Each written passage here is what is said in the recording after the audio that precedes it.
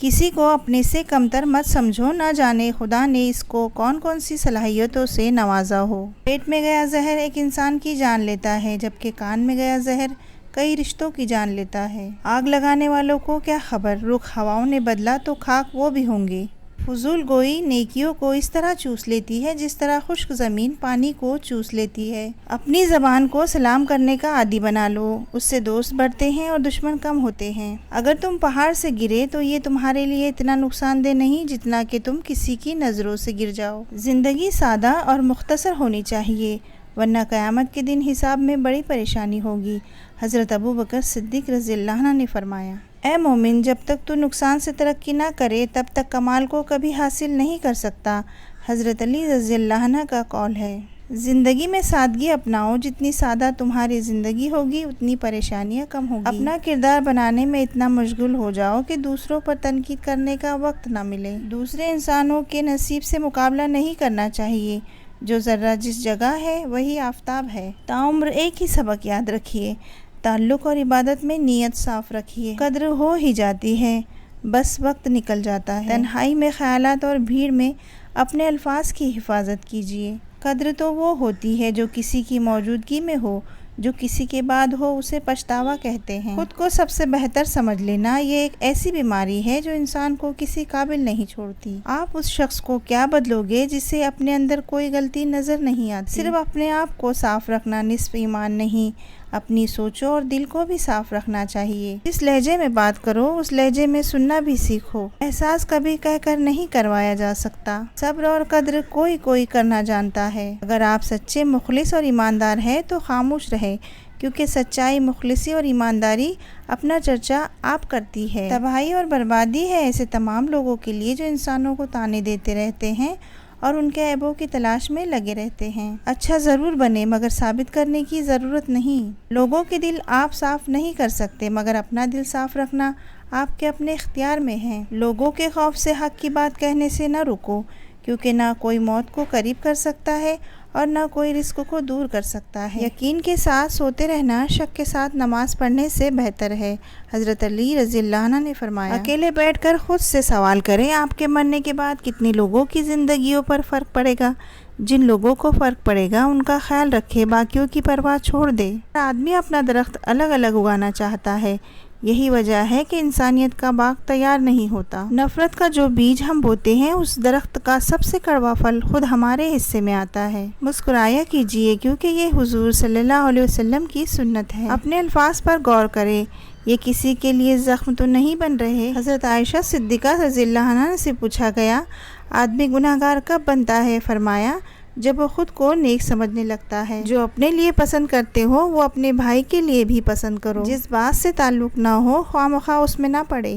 یہ فرق کیوں؟ بچہ اسکول نہ جائے تو ڈانٹ پڑتی ہے اور نماز کے لیے مسجد نہ جائے تو کوئی بات نہیں۔ افلاطون سے پوچھا گیا کہ وہ کون سی شے ایسی ہے جسے کہنا اچھا نہیں اگرچہ وہ حق ہو؟ اس نے کہا، انسان کا اپنی تعریف کرنا۔ اچھی تربیت سب سے اچھا جہیز ہے۔ فرمان مصطفیٰ صلی اللہ علیہ وسلم، مسلمان کی ناحق بے عزتی کرنا سود کھانے سے بھی بڑا گناہ ہے۔ فرمان مصطفیٰ صلی اللہ علیہ وسلم، جو قوم کم تولتی ہے اللہ عز و جل انہیں مہنگائی اور پھلوں کی کمی میں مبتلا کر دیتا ہے۔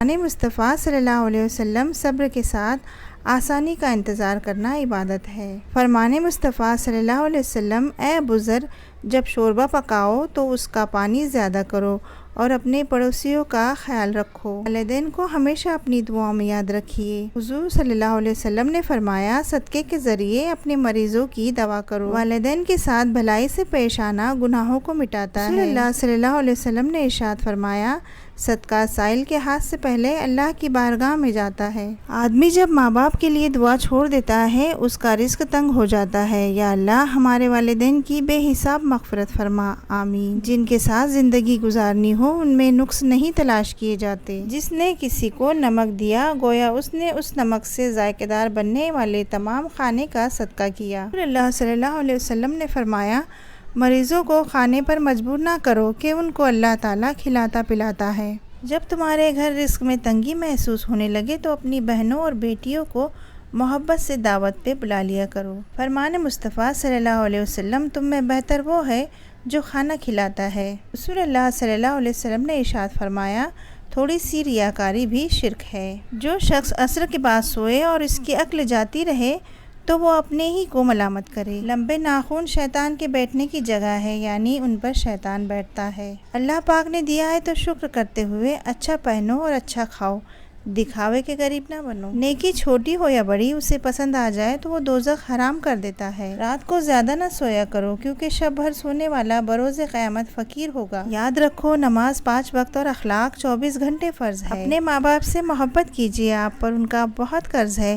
آپ نے کبھی انہیں حاصل کرنے کے لیے دعا نہیں کی، لیکن انہوں نے آپ کو حاصل کرنے کے لیے بہت دعائیں کی ہیں۔ اللہ نے ماں کا نعم البدل دنیا میں دینا پسند ہی نہیں کیا، بس اپنی مثال دے دی کہ میں 70 ماؤں سی محبت رکھتا ہوں۔ بازار سے سب مل جاتا ہے، ماں جیسی جنت اور باپ جیسا سایہ کبھی نہیں ملتا۔ چہرے کی چمک اور محلوں کی اونچائی پر مت جانا، جس گھر میں ماں باپ اور بچے ہنستے نظر آئے سمجھ جانا کہ وہ گھر امیروں کا ہے۔ برے وقت میں کاندھے پر رکھا ہاتھ کامیابی پر بجنے والی تالیوں سے زیادہ قیمتی ہوتا ہے۔ رسول اللہ صلی اللہ علیہ وسلم نے فرمایا، بہترین اولاد باپردہ بیٹیاں ہیں۔ سنی سنائی باتوں پر فوراً یقین مت کر لیا کرو، جھوٹ سچ سے زیادہ جلدی پھیلتا ہے۔ مرد سب کچھ اپنے لیے نہیں کماتا، عورت سب کچھ اپنے لیے نہیں پکاتی، خوشیاں تقسیم کرنا ہی اصل خوشیوں کا سبب ہے۔ اپنی اولاد کی طرف دیکھ کر شکر الحمدللہ بھی پکارا کرو، پتہ نہیں کتنے لوگ ترستے ہیں اس نعمت کے لیے۔ علی رضی اللہ عنہ نے فرمایا، مرد جوانی میں اپنے اعمال سے اپنی بیٹی کا نصیب لکھ رہا ہوتا ہے۔ رات کا کھانا مت ترک کرو، اگرچہ اس کی مقدار 1 مٹھی کھجور ہو، اس لیے کہ رات کا کھانا نہ کھانے سے بڑھاپا آتا ہے۔